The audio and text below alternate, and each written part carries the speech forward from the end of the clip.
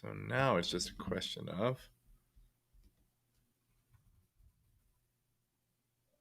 whether or not that's showing up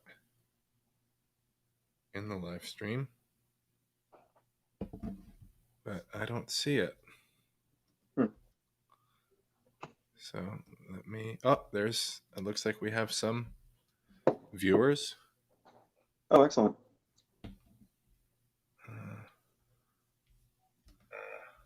So now it's just a question of, okay, so those of you in the chat room, if you could just give me a heads up whenever you feel like our feed is coming through. And then also, if you could let us know if you're seeing any problems on your end. So if the audio or the video for either of us is better or worse, go ahead and share that with us over the chat. That would be great. We'll probably give it another few minutes before we actually start the discussion. Sounds good. We could take the moment and just talk about just various goings on. How are you doing? I had my Okay. car stolen 3 days ago, and then got it back a day ago, or whatever it was. But other than that, how about you? Better than that. Kids got sick with a cold, so they're trying to pass it around. So far, I've evaded it, but other than that, no complaints. Start teaching on Monday. Gotcha. That's it. Gotcha. So it looks like the chat is disabled, which is a little bit unfortunate. But I don't know if there's anything that I can do on my end to correct that at this point. So I think we're just going to have to accept it for what it is. So I apologize for those of you who came to interact. But that being said, most of you are going to know me personally somehow, and I only discovered that the chat was disabled because one of you sent me a text directly. So if you have things that you're interested in talking about or interested in hearing us talk about, then please feel free, if you have my contact, to just contact me over Facebook Messenger, or you can contact me over text, or various. I probably am not going to get your emails right now, so. But I think we're not going to waste any more time. We're going to get right into it, and then as people trickle in, they can hopefully catch themselves up.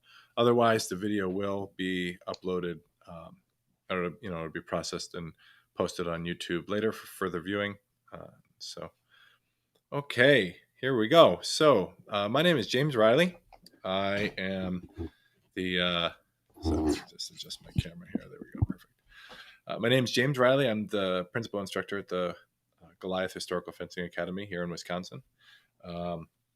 And I'm also one of the founders of this YouTube channel. And in this YouTube channel, we've been exploring lots of technical ideas, theoretical ideas, and with relation to historical fencing texts, specifically those in the KdF tradition. So the text of Johannes Lichtenauer and his students, his fellowship, as it were. So the Gesellschaft, and all the way up to Joachim Meyer. And actually, there are some of our members have been posting even later period fencing, so military saber and things like that. But today we're going to take a deep dive into the specifically medieval philosophy. So the intellectual thought that permeated throughout the period in which the texts of Janus Lichtenauer were being written. And so today we have my very special guest and someone who's much more equipped to deal with these topics than I am. And that's Bob Powers. Bob, if you want to introduce yourself. Hello. Yeah, like James said, I'm Bob Powers. I'm a student of his at Goliath. My philosophical qualifications are I'm a PhD candidate at Marquette University in Milwaukee. Yeah, my area of specialization is in medieval philosophy, in particular, the philosophy of Thomas Aquinas. So right now I'm doing my dissertation on Aquinas, Avicenna, and Phrygian semantics. Really cool. So I was really excited to see you get yourself involved in the historical fencing community, the local community here, but also, you know, the greater community. Really interested in seeing some of the academic work that you've been kind of churning out, if not publishing, just because you haven't had the time. Obviously, you've got your life that you're working on, and COVID, and teaching, and your dissertation, and so. Yeah. But really interesting ideas, and it got me thinking that it would be totally appropriate to get you out in front of some people to talk a little bit about what you know and understand, and ways in which your field of study is relevant to your exploration of historical fencing. So before we get there, let's just talk a little bit about, you know, what it was about historical fencing that drew you to it. And I know you've been historical fencing long before you got here to Wisconsin, and so you've got a lot of experience all over the country. And then tell me about the ways that you've been sort of interacting with the text throughout that journey. Sure. So, like everybody, the story begins in a backyard somewhere, but then winds up at Forte Swordplay in Boston before coming here to Kenosha. What got me interested in swordsmanship sort of does actually kind of collide with some of the things that I think we'll be discussing, because it really was my love of Lord of the Rings that got me into swordsmanship. And the way I like to describe it is that I breathe Tolkien's air. It's the way that that Tolkien expresses culture in Lord of the Rings had a deep impact on me as a young man, actually as a child into my teenage years. And it's really that kind of like cultural influence almost that drew me towards swords as an expression of that. And then so from there it became like, well, you know, we could do this for real, right? Like swords is a thing that we could actually practice. And then I found Forte when I was in Boston doing my master's degree at Boston College. And just to be clear, were you already you know, I understand that throughout the tenure, right, of a student on the road to his PhD, you go through various phases of what you're interested in and what you're studying and what you're doing work on. And so were you already at this point firmly committed to medieval philosophy as your area of focus? By the time I was at BC, yeah. So I started out in undergraduate as a classical studies major, and then switched after. I actually did a master's in humanities at University of Chicago, with a focus in Latin and Greek, and then moved over to philosophy from there. So I pursued a master's at Boston College. So my academic background is pretty diverse, but I think that actually helps me think interdisciplinarily. That I make connections that other people otherwise wouldn't make very often. Not to like humble brag, right? But you know what I mean. Yeah, you're welcome to. You're putting yourself out in front of the world right now. You have earned the right to be confident.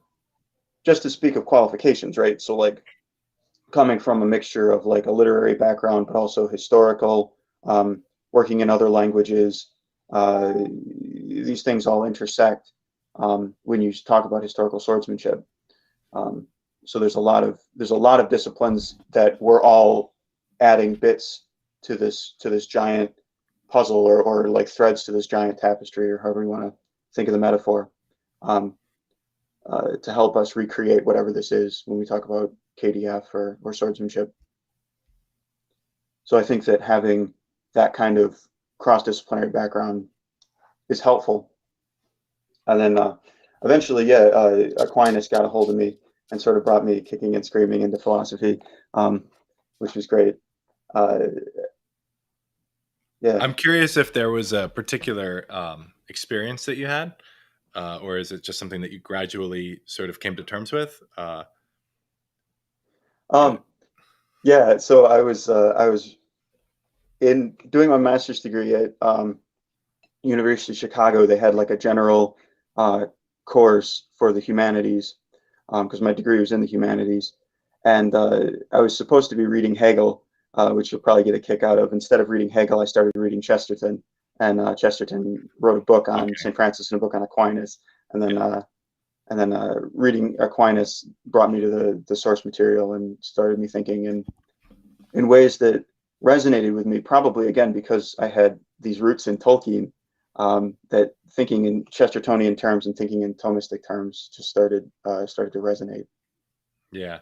So for our listeners who may not be familiar, and with proceeding with caution at this point, but just to say, like when you say that you're studying Chesterton, you're coming at it from a Catholic perspective, right? So like Yes. Yeah. you're most scholars don't read Chesterton because they're interested in like philosophy in general and want to hear what Chesterton has to say. But right, so the Yeah. people who are generally interested in Chesterton are people who are coming at it from a theological perspective, but also a philosophical perspective for sure.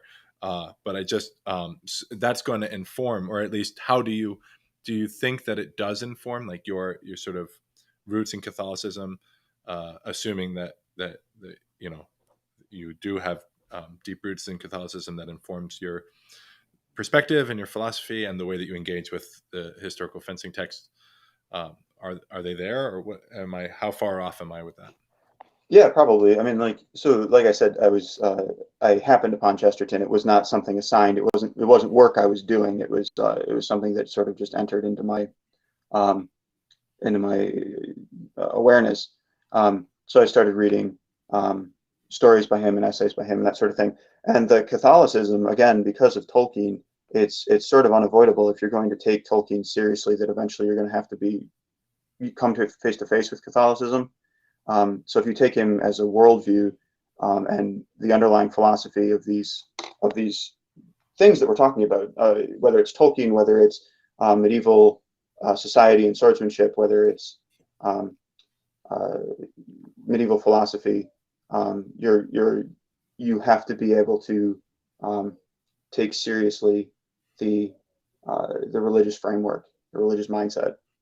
Um, so yeah, I'd say yes. Yeah, cool. Yeah, I think at least from me that resonates pretty deeply. Like as far as my own engagement with spirituality in a religious or in a Catholic context, that's sort of less important to me at this point in my life. But I also have definitely realized, or at least come to accept for myself, that understanding the sort of framework of spirituality that existed during the time of the people who are writing the texts, right? We have a thoroughly modernist and in some cases even postmodernist view of the world, and they Yeah. didn't. They had a very spiritual and a very um, in the period that we're talking about, a very Catholic view of the world, and so I feel like it's definitely something at least to acquaint oneself with, if not to dive headlong, and certainly not all of our role or calling to dive headlong Yes. into that. But that's why we have like Yeah. YouTube, As we're so that weaving this tapestry, to go back to that analogy. Yeah, right. As we're weaving this tapestry, to go back to that analogy, right? There's going to be different people in our sort of communal consciousness that are tracing out different threads. Um, so, like for instance, among my languages is not Middle High German or whatever, right? So we need people like Forgang to do these translations for us, so that we can then do these other works. And so I totally agree with you that while spirituality might not be everybody's bag, at least having an idea of the mindset that people might have had as we're doing this project, having awareness that there are people that are pursuing that, and adding that to your own historical fencing tapestry. Yeah, it's probably valuable. I think that's really well put. So let's actually go down that road a little bit. So we're talking about this project, and I think one of the plagues of the historical fencing community is that we have a lot of conflicting ideas with regards to what exactly the project is, and that's not necessarily problematic, but it becomes problematic when we sort of start with the assumption that all of us are on the same page with regards to how we're trying, or whether or not we're trying to do history, or whether or not we're trying to do philosophy, or if we're trying to approach this sort of more ethereal platonic sense of what fighting is, or what martial arts are. And so I would be curious to hear your take on just like what is what are the projects, what is your project, and how do you strive to um, to do it well.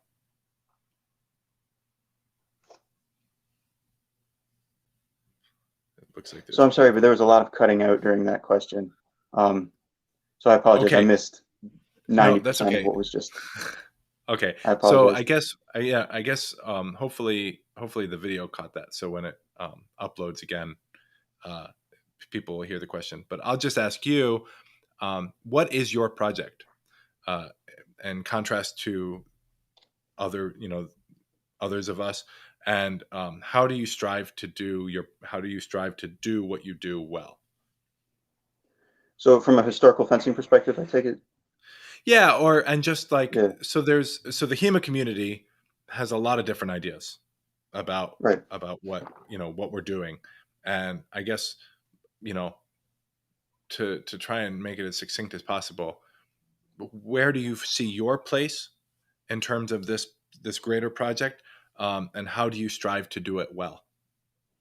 Sure. So there's the way I think about it personally. I don't know to what extent this fits in with, like I said, the tapestry analogy, but the way I think about what I'm trying to do as a historical fencer personally is analogous to a translation project. So it's almost like taking a cultural translation or a tradition translation.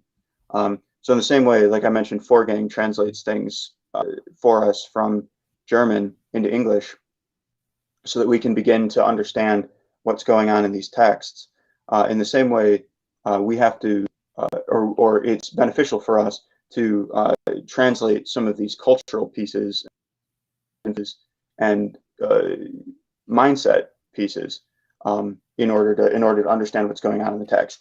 So just like with a translation, right, you have the word by word translation, but you also have things like idiom that aren't. It's not immediately obvious what people are driving at when they use idioms. You have to be embedded in the language, embedded in the culture, in order to understand the idioms.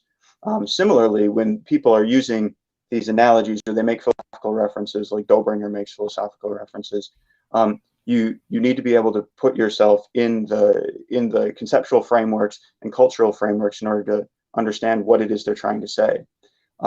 So it's a lot like being bilingual. It's one thing to be able to speak English, and another thing to be able to speak Middle High German, and still another thing to be able to speak both in a way that you could tell an English speaker what's going on in Middle High German with enough subtlety. Right. So similarly, it's one thing to be a modern or postmodern American or whatever Anglo-speaking person, and have those cultural and conceptual preconceptions, and another thing to be a subject to the Holy Roman Empire, right, and have those cultural preconceptions and conceptual frameworks. And so by studying the philosophy of the period, my hope is to be able to be as close to bilingual as possible, culturally or conceptually, right? So that I can dip my toe into what I think they're thinking, in the sources, and then translate that adequately to what I think we're thinking, right? When we're enacting our practice of HEMA. Great. Yeah. So that sounds like a pretty good general idea of what historical fencing kind of could be, or like maybe a pretty pared down, like essentialist conception of like what historical fencing could be. But then beyond that, there's also a sort of sense of what we want to get out of historical fencing as Right. participants, right? So there's, beyond just like the actual doing, right, the application of historical fencing, right, there's also like the output, like what it is that we're trying to achieve, whether it be for ourselves or whether it be for the community or knowledge or whatever.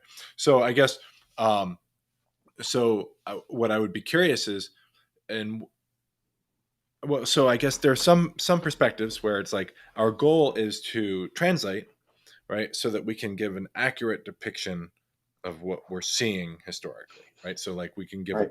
a good descriptive account of not only what they were doing, but how they were thinking.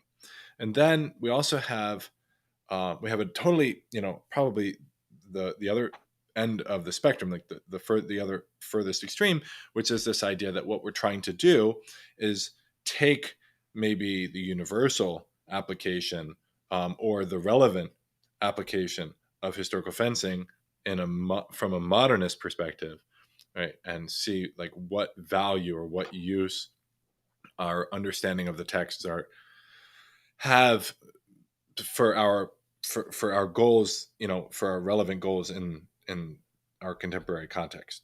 And so I guess what I would ask you is, and how are you approaching that question? And it's probably going to be personal, right? Because this is true for Yeah. everybody. Like what we're getting out of historical fencing is always particular and unique. But I guess what I would say is, what's your angle? Right. So again, the tapestry analogy, right? We're each going to do a different thing to try and recreate this thing. Um, so yeah, it might be illuminating to think about how traditions sort of operate, right? Because there's traditions are both a limiting principle and a springboard. So you might have somebody who thinks about historical fencing in terms of the exact meticulous recreation of the written word of Lichtenauer or something like that, right? Where they're going to dress in period clothing and perform the moves according to the Zettel to a T as much as they can. And so there's this kind of like a literalist, possibly, approach. And then there might be, so for myself, I might be a little bit more liberal in that regard, because I would think of a tradition as more of a living thing, that while it provides, so there's a dichotomy, right, where while it provides the limiting principle, what I'm going to try and do is recreate Lichtenauer's art. I also am doing that within the broader context of a KdF tradition, from the fellowship and all the way down through to Meyer, if you're being liberal about who belongs in the KdF tradition, and think, how am I also allowing this tradition to grow? So there's maybe the two ends are something more like, how do I preserve some piece of history, or like recreate some preserved piece of history, versus how can I add to this piece of history in our modern times? And I would say that I'm pretty liberal about which approach to take, because first we need to understand what's going on, and so there's definitely a place for the meticulous, right? And that's becoming fluent in Lichtenauer. And then once you are fluent in Lichtenauer and you're bringing him into the modern context, there's sort of an inevitable growth that's going to take place, just because you're going to be adding modern idiom inevitably, just through the act of teaching students, right? Through the act of translation, by wearing athletic shorts instead of hosen or whatever. There's going to be something that you're altering of the tradition, and I would say that that's acceptable. There's definitely a place for that, and that what you can do then is add to the tradition. You can further it. So if Liechtenauer wrote the Zettel and that Zettel was interpreted by his commentators, then his commentators were furthering the work, the art. They're making the art their own. So I'm not sure how to what extent this addresses the problem or the question specifically of like, what am I doing? But it's making it your own. So my contribution is something like understanding what commentary traditions, medieval scholasticism, Aristotelian physics, that sort of thing, what that meant to them. How do we translate that into our physics? How do we teach that to our students? How do we translate that into our epistemology? And to what extent is it beneficial to us as practitioners to broaden our horizons and start thinking in Aristotelian terms or scholastic terms or commentary tradition terms? So that would be slightly more specifically my project, is because I've got some insight into these things, these medieval aspects. I can maybe start broadening people's horizons in that regard, and carrying on the tradition that way. If that makes sense.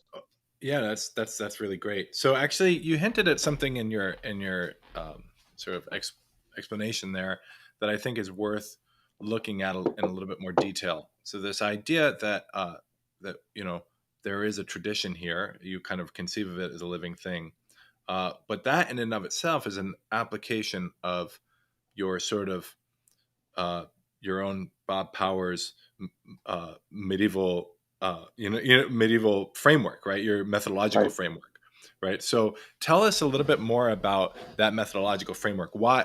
How is it distinctly medieval? How are you applying this sort of medieval, intellectual thought of the period? Beyond just sort of giving an account of it, you're sort of Right. doing a direct application of it.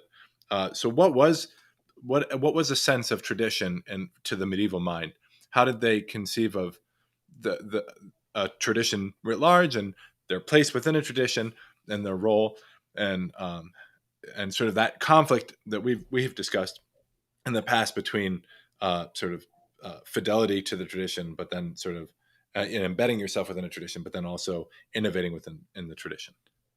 Right. So sort of from an epistemic perspective, one of the things that the medieval philosophers and theologians inherited from Neoplatonic philosophy is the commentary tradition. So Neoplatonic is the students of Plato. They wrote commentaries on Plato and Aristotle to demonstrate their understanding of Plato and Aristotle, and then their students would write commentaries. And so you'd have these source texts in Plato and Aristotle that would have these layered commentaries upon them.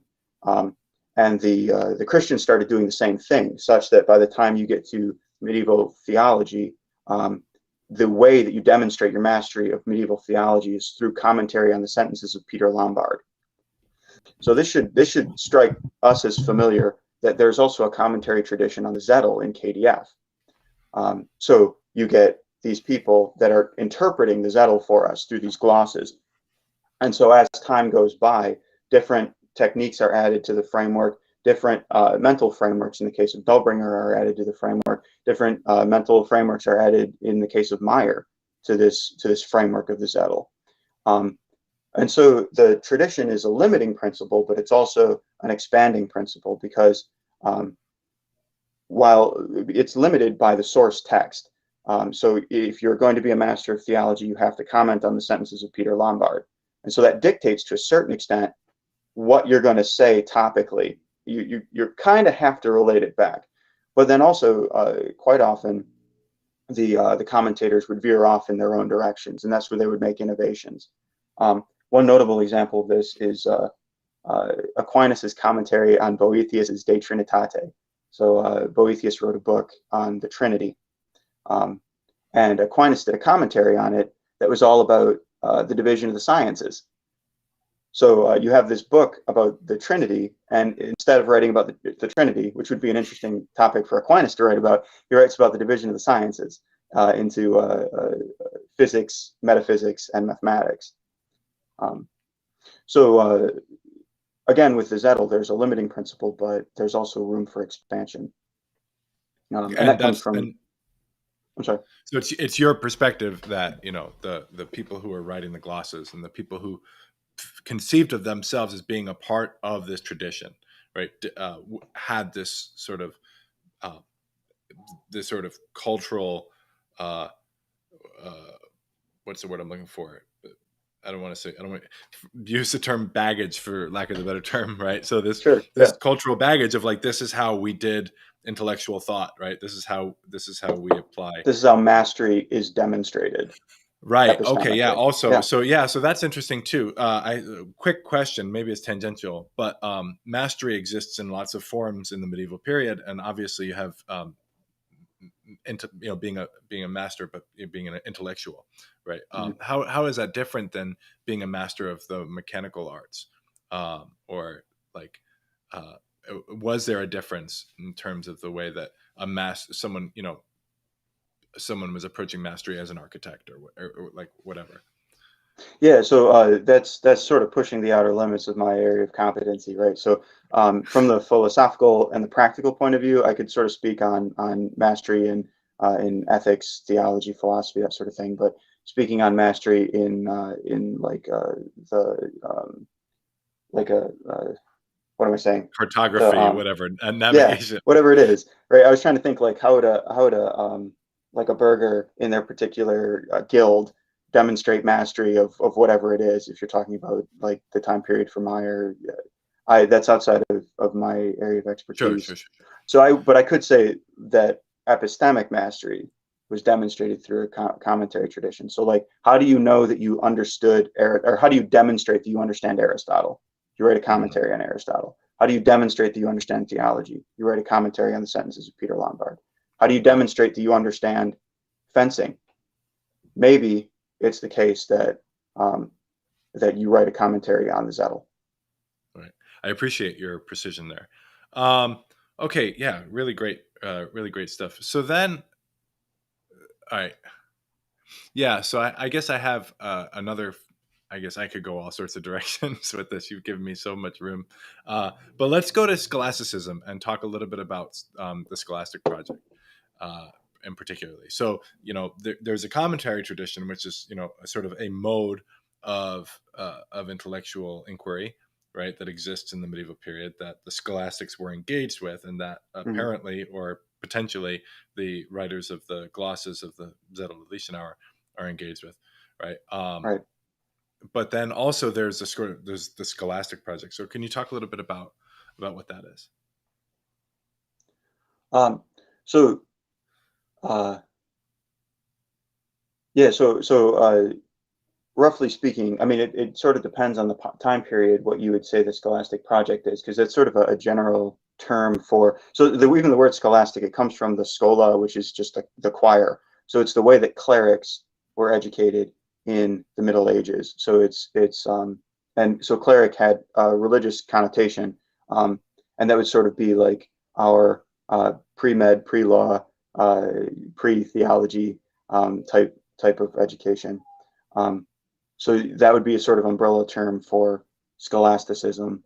And then um, beyond that, like more specifically, I would say that then we're getting into the realm of like what their given projects were and what their given methodologies were. So we talked about one methodology, which was the commentary tradition. Another methodology is the disputed question. I haven't found an area where that really uh, overlays with HEMA. Um, but then outside of that, it's obviously religious in its connotations because again, the schools were cathedral schools until they became universities, and the universities were collections of clerics who taught on by that time. Oh, You cut out just a are little you bit there, still but getting I me? can hear you. Okay, I can hear you. I lost your video. okay. But there you go. It looks like you're back. So, okay, great. So, then to kind of maybe clarify the question a little bit more, let's talk about that religious connotation and sort of how it presents itself. Maybe, um, sort of there are any overt sort of or explicit references to spiritual systems, right, in the Zettel for instance, right? Love God and revere women, like he's saying like love God, right? But beyond that, it's hard to kind of it's hard to kind of parse out the areas that are particularly religious or spiritual in nature. But is there a way in which our understanding of the medieval mindset would help us see where those where that's kind of framework is manifest? And are there particular areas in the Zettel or in the commentaries that you've seen that sort of you feel like having this understanding of scholasticism is beneficial for helping you translate the way they were thinking? Sure. So there's the kind of what we would call the spiritual element, might get outside of the bounds of what I can comment on, given my area of expertise. But definitely, like you said, the opening lines of love God and revere women shows a religious mindset that, again, would be informed by the what I want to say, the preoccupations of the medieval religious mind, which would include those aspects of theology and philosophy that I'd be more more capable of commenting on with some actual knowledge. What I would say from that is that there is definitely, particularly in Dobringer, who references Aristotle directly, there's a lot in that tradition in these kind of Aristotelian terms, and that's interesting from a medieval perspective because it's later, so the introduction of Aristotle into the medieval context has already been sort of accomplished. So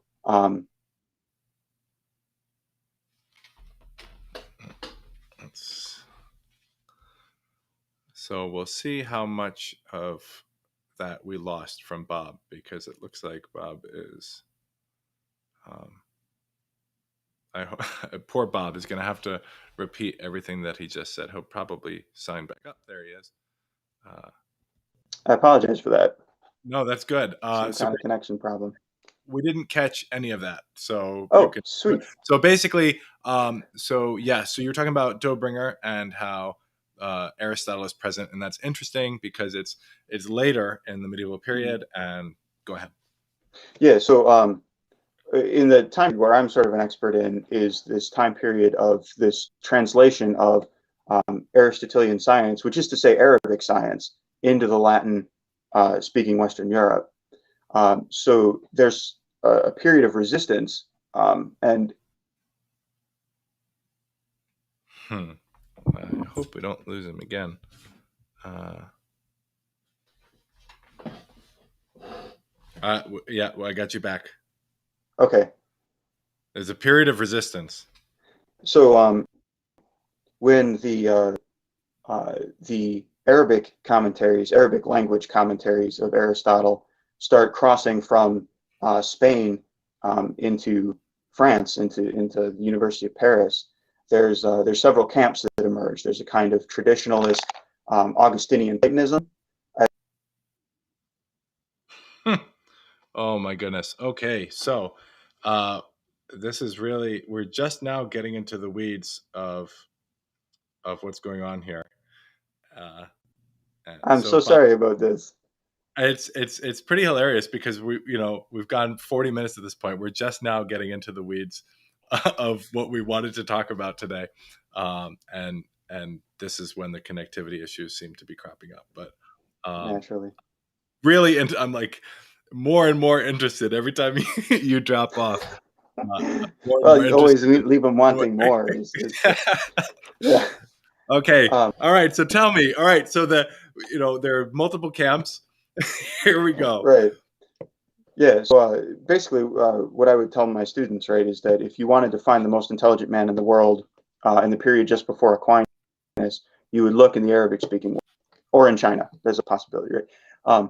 So there's these Arabic language commentaries on Aristotle that seep into the Latin-speaking West, and there's a Neoplatonist Aristotelian conservatism, and a kind of and then Averroes is one of the commentators. There's an Averroist reaction, and Aquinas and Albert the Great are trying to thread the needle between these two camps. So Albert the Great is very interested in Arabic science and natural philosophy. Natural philosophy being science, as far as we're concerned, right? What we would call the sciences, they would call natural philosophy. He's very interested in that, and his student Aquinas continues that work. So there's a great deal of commentary done on Aristotle and an attempt to bridge these cultures. And they're very conservative in the way that they did that. If somebody made a mistake, you didn't usually call them out on it, and if you could, you would credit somebody for the previous work. So they had a big emphasis on authority, sort of where we would have a big emphasis on novelty. So somebody who can come up with a new interpretation or a new idea gets praise in our culture. In their culture, it would have been somebody who had fidelity to some authority would have gotten praise. So for us, right, if you can come up with a new interpretation or a new move in HEMA, everybody's excited about this new thing. For them, it would be of the utmost importance that you could attribute that interpretation to Lichtenauer. Because similarly, in the sciences, if there was some innovation, you wanted that innovation to be rooted in the tradition of Aristotle. And you wanted to be able to make these connections, right? So so by the time of Meyer, it might be a little different, like as far as getting that late. But when Meyer is adding, is it Marozzo that he adds to the, or well, yeah. possibly? So we don't really That's debatable. know that. We don't know that it's That's that fine. he's adding in particular, but he certainly has. Yeah, There's certainly some influence or something. There's something in, there. If there is something there, let's like we can bracket that. If there's something there, Meyer wants it to be Lichtenauer. Meyer is saying this fits in perfectly with Lichtenauer. This is 100% amenable with Lichtenauer. I mean, so this is KdF, right? He right. hears a good idea and he says this is KdF. Again, not to make any kind of No, but interpretation that's of a good Meyer. I'm not trying to do that, but that's a that's the good well, that's a mindset. good question. That's a good question. Then, so with regards to mindset, it's like how did um, certainly you could make a pretty reasonable argument that the people who are writing during the medieval period proper are very concerned with being embedded within this tradition of Lichtenauer. And then, as we move forward in time, we go through a series of like maybe a transitional period, and then, an end stage of where KdF is a relevant paradigm. And, by now we have Meyer, who seems to be integrating, who seems to be approaching the whole question of KdF completely differently, but he does pay homage to the ancient masters, and Yep. specifically Johannes Lichtenauer, and certainly the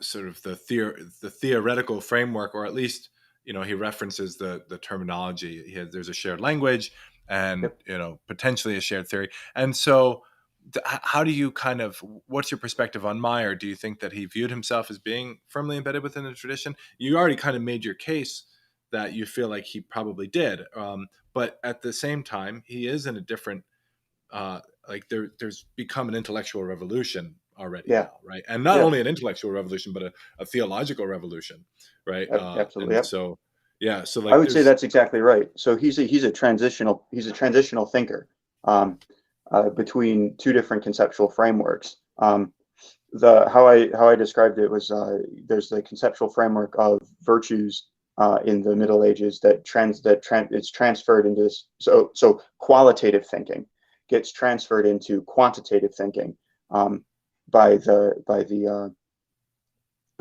post-Renaissance into modernity, right?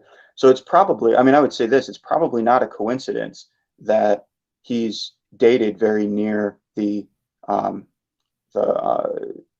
Renaissance, and he's also one of the last really, or if not the last, really notably KdF thinkers. or writers or practitioners, however you want to conceive of them, right? And just to be That clear, he's again, for anyone who wants to take that, right, and project a whole bunch of stuff onto those claims, right? We mean by that is purely that he's using the language, right? So like we can't speak to beyond that, but we can say that right. he's most certainly using shared language, if not shared theoretical framework, right? So like, Right. I don't mean to make claims specifically about Meyer or interpreting Meyer. That's not what I mean to right, do. But I do mean to make claims about how one gets embedded in traditions. And I do mean to make claims about different conceptual frameworks between qualitative thinking, Aristotelian thinking, and quantitative thinking, more modern thinking. And I would say Meyer is a transitionary figure between those two different conceptual frameworks, right, one of excellent, being okay, embedded in traditions and one of qualitative thinking. Is the culture's changing into these conceptual frameworks, and that we might be more familiar with as modern and postmodern people. okay. So let's do this. Tell me a little bit more about this qualitative, virtue centric philosophical framework that you find permeates throughout the explicitly medieval texts, and sort of how that's manifest. Like, what is it? Where do you see virtue? How are they derived? Are we starting from the ground? Like, are we starting from the ground up in terms of the cardinal virtues, and sort of how do we see those manifest the text, or then also in terms of the theoretical framework as such, and do we see virtue, and vice in those areas, and then as we get later, how do we see that start to dissipate, or how do we see, um, maybe, because I know you've read Meyer, so I know you're not making claims about interpreting Meyer, but you have read Meyer, and so Yes, do you see carryover, or do you see the specific areas where he starts to veer away from that mode? sure. That Go ahead.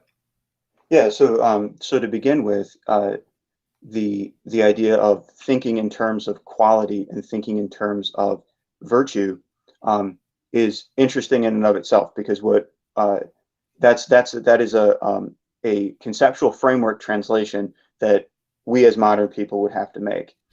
So it might be easiest to work backward if we're talking about the shift from those two frameworks and think about how later fencing treatises describe things like motion um, in terms of geometry. And earlier fencing treatises describe those things in terms of attributes. Um, and even earlier than that, they actually do have specific virtue language that in a way that we would recognize. But again, so that shift, and so I went backwards from geometry to quality, and then to go forward again. For Aristotle, science includes quality and quantity. Um, but then a shift changes in the scientific conceptual framework to a quantity only conception of science. So to do science is to do mathematics and geometry for people like us. If you want to make something scientific, you need to express it in numbers somehow. Um, for the medieval mind, that wasn't the case. You could express something scientifically in qualities as well. And those could be qualities like color, but they could also be qualities like strength and weakness, before and after, which gets into the 5 words of Liechtenauer. So you have Meyer doing a little bit of both, right? He describes things in the KdF terms. He uses the 5 words framework. He uses Zufecht and Krieg, Abzug framework. He also puts up like stepping charts and things like that, right? So he's beginning the work of geometricizing, if I could make up a word. I Um, like geometrizing better, but that's yeah. But go ahead, geometricizing. That works, I sure, suppose. whatever. How people do KdF, right? And so when we're teaching our students, it's not helpful to tell them to be strong necessarily, but it is helpful to tell them move your foot, right? It is helpful to tell them step like a triangle. that part of that is their conceptual framework is geometrical. It's not qualitative. So what we have to do is we have to teach them how to, if one of the most impenetrable things for us is teaching somebody Fooling, and that's because it's qualitative. It's not just because Fooling is hard. It's also because Fooling is qualitative. Right. It's not something that well, I mean, it could potentially be discrete. So like in my sort of effort to describe or to be able to make feeling something more concrete and more uh, something that the students can grasp. We talk about the bandwidth of the mind, right? So again, we're going to the quantitative, right? So it's like we're talking about you have X amount of bandwidth, and so what you go X minus whatever you're using to push or to fall off or whatever, and that's less of what you have available to be able to use to perceive and then respond to what you're perceiving to. So like again, so like that resonates pretty deeply with me, just what you said there, because when I do use that bandwidth analogy or the RAM analogy, I'm talking in pretty concrete numbers. terms, right? So I'm like, yeah, numbers and actual Right. numbers. I'm talking in actual numbers. I'm saying like, yeah. Yeah. At least But it's algebraic. not to be a pedant, but it's precisely not concrete. It's precisely abstract. Sure. And again, not to be pedantic, but again, like, what are the abstractions that are useful abstractions for our students, and what are the abstractions that were useful abstractions for Liesenauer students and Ringex students and that sort of thing, right? As you come, like, part of the act of coming to understand something is pivoting between these abstract and concrete, right? So somebody has to tell you, like, okay, like, you have a sword in your hand, right? You feel how hard you're holding it. Ease back on the throttle. Okay, I had a concrete moment of holding a sword. I pivoted to an abstract idea of throttle, pivoted back to the concrete idea of the sword, and that, so again, using bandwidth as an analogy, it's precisely an abstraction that you need to pivot between that and the concrete act. And so the abstractions that we choose to use matter, and knowing the abstractions that they chose to use and how we translate them into modern conceptual frameworks matters. Right. So you've all right. Are you back? I think you left me for a second there. No. You're there. Yay. Okay. Okay. Awesome. Okay. So we have a few questions at this point. Like we could talk a little bit more. We got 53 minutes. I don't want to go too much more just because I think that people will lose folk. I think, generally an hour is a long time for someone to talk about a thing. But so there's a couple of different ways we could proceed here. I think that Brian is probably gonna kill me because he wanted me to ask you some questions, but I think I'm going to postpone those questions to hit up one other topic. Okay. And then if we do get time, we'll talk a little bit about Brian's questions. But otherwise, absolutely, Brian can contact you, and maybe he'll come visit the gym, and he can pick your brain, and you can pick his brain. Brian's brilliant. But oh, sweet. So, but I want to talk a little bit about. We'll go back to Aquinas, and we'll talk about Indes, because you've done some academic work with regards to Aquinas and with regards to Indes, and particularly sort of the you're a disputed question in your own right. So, what are your thoughts there? Yeah. So this is from Dobringer, right? So again, how are we thinking qualitatively instead of quantitatively? Dobringer says essentially, in a nutshell, that Fooling and like Indes is Fooling is modus. So we have this idea of Indes as this moment between before and after, like it resides somewhere like between before and after, between strong and weak.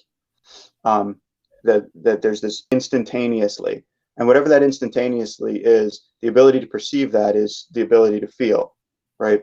And Dobringer says that's motion. But what we're talking about is largely qualitative. There's quantitative in there too with the idea of before and after, but we're largely talking about qualitative things. So one of the things I'm working on is, what does motion mean when you consider that science can be qualitative under Aristotle's conception. So one thing that's led us astray in interpreting Dobringer is that when we hear motion, we want to make it Newtonian. We want to make it primarily about movement from place, what's called local motion. And in Aristotle and in Aquinas's commentary on Aristotle in the Physics, local motion is one kind of motion. It's the most obvious kind of motion from which other kinds of motion are known. So it's kind of like the idea that difficult cases make bad law. If you've ever heard that, it's like you want a clear-cut case so that you can figure out what the right thing is, and then you can work out the difficult things later on. So the clear-cut case of motion is change in place, what's called local motion. But that means that there are other kinds of motion that are less clear-cut. And so there are qualitative kinds of motion. So when you read motion, it's better to read change. And for Aristotle, it's a motion is any reduction of potentialities to an actuality. So it's kind of technical sounding, but any potential that you have gets reduced to something that you actually have. So I'm potentially doing a number of things. I'm actually sitting down having this conversation, right? So the number of potentialities are near infinite. They're reduced to one actuality. And that moment of reduction from potentiality to actuality is motion. So when we're talking about motion is Fulin and Fulin is indes, it's the reduction of the actuality or of the potentialities of strong, weak, foreign, knock into some actuality. So so it could be the change from strength to weakness or weakness to strength. Any kind of change like that is not only a moment of indes, but also motion in an Aristotelian qualitative framework. So one thing that might be helpful to note then is that you can change from strong to weak without moving if the other person changes the geometry or something like that, right? So you don't have to actually have an instance, right? Have an instance of local motion in order to have an instance of qualitative motion. And so I think that it would be helpful for us to broaden one of the projects I'm working on, right, is I think it would be helpful for us to broaden our ideas of what constitutes emotion, because it'll help us broaden our idea of, or maybe it's make more precise our idea of what constitutes indes, a moment of indes. Right. Does that make sense? That was really great, and obviously it's something that you could probably talk a lot more about and probably reference a bunch of the sources that you're drawing from to build that case. But we are basically running out of time. I will give Brian one, because he's been so patient with me. Give him one of his questions, and then what we'll do is we'll wrap it up, and we may end up doing something like this again sometime. I think it was really beneficial for my perspective, and I think in general. So Brian wanted to know, what would your opinion be that the author of 3227A was someone who had some university education and is trying to interpret and understand the tradition of Johannes Lichtenauer through the lens of Scholasticism, but then the idea that the tradition itself had minimal or marginal connections to Scholasticism. I basically read that word for word, so hopefully that was enough. Sure. Right. So there's kind of two questions in there. One of them is, do I think that Scholasticism has an influence on HS3227A? To which I would say yes. HS3227A is where you get the word modus from, and the author, whoever wrote that down, seems to have gotten a little fuzzy on the details, but broadly had a conceptual framework in line with Scholasticism. So he misquotes Aristotle, but he quotes Aristotle in misquoting it. he also gets the Albert wrong, right? Or was it Albert and Plow wrong? So he's a Well, I little. mean, so just before so before you go too far down that road, it's just there are ways that you can interpret whether or not he got them wrong or right, or what their parallel traditions parallels that. So, like, Oh, okay, yeah, it's sure, certainly yeah, different, right. than Right, right. right. So all I'm saying is that the conceptual frameworks are the same. Obviously, he's KdF, but the details might be a little fuzzy. Same thing. He's quoting Aristotle. He misquotes him, or he quotes a different book than the one he says he quotes. But he is quoting him, and so he's using the Aristotelian framework, right? And I mean, the original attribution was to Henko the priest Dobringer, which suggests that there was some theological training there. Um, and again, it might not be written by Dobringer. It might not even be a student of Dobringer's, but it's somebody who's aware of what Dobringer was doing. And so there's definitely potential to draw lines into the tradition. Um, and to the second question, whether or not I thought that KdF itself was embedded in a kind of theological tradition, um, I think that KdF itself is a tradition, and there is a way in which the medieval mind conceived of traditions. And so, so to say, do I think there was direct contact between the two of them? I mean, on the one hand, you could say, yes, there is direct contact because of what I just said about Dobringer.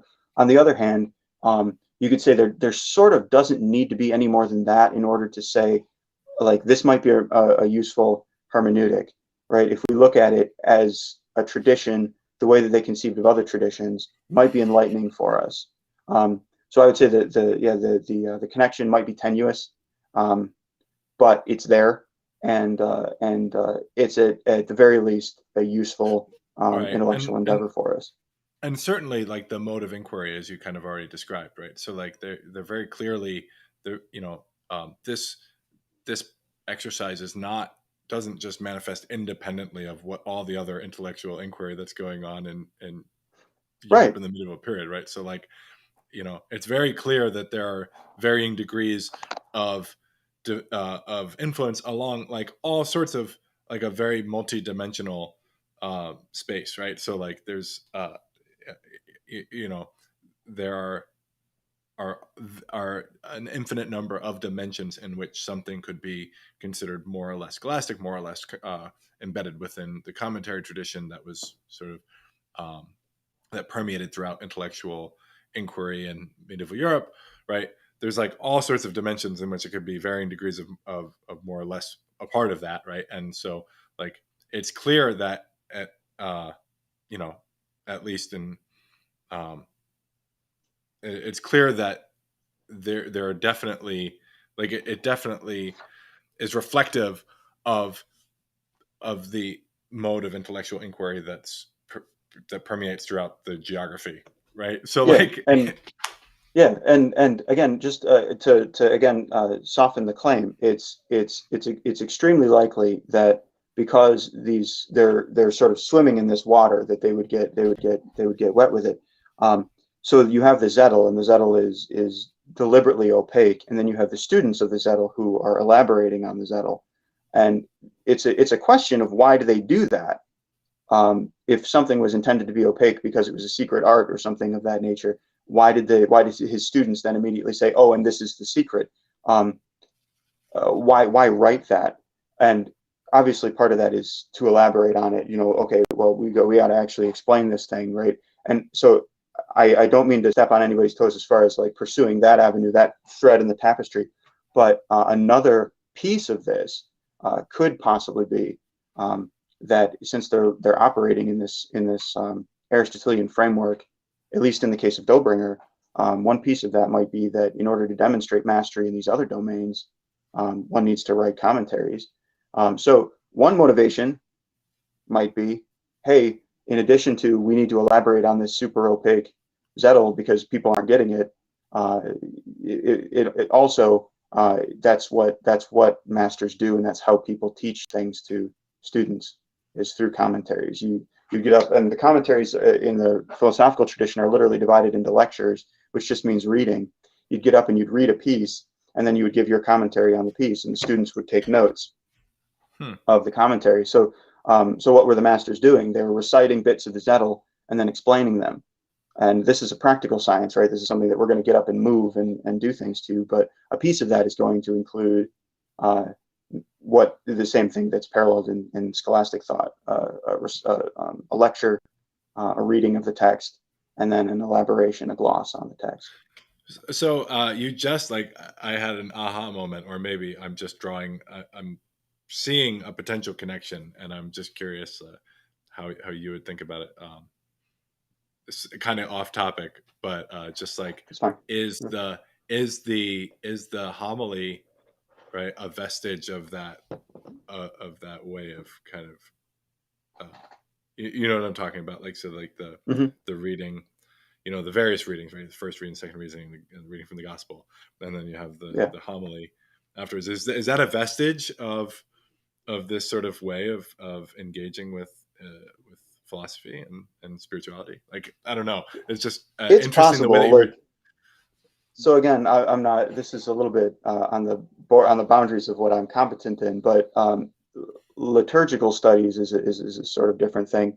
But I would say that it's interesting that modern Catholics conceive of the homily as an essential part of the worship of the Mass, and it's not inherently an essential part. It is a thing unto itself, and so like modern Catholics can't conceive of a Mass without a homily, or like a Protestant worship service without a homily. It just sort of doesn't make sense to us.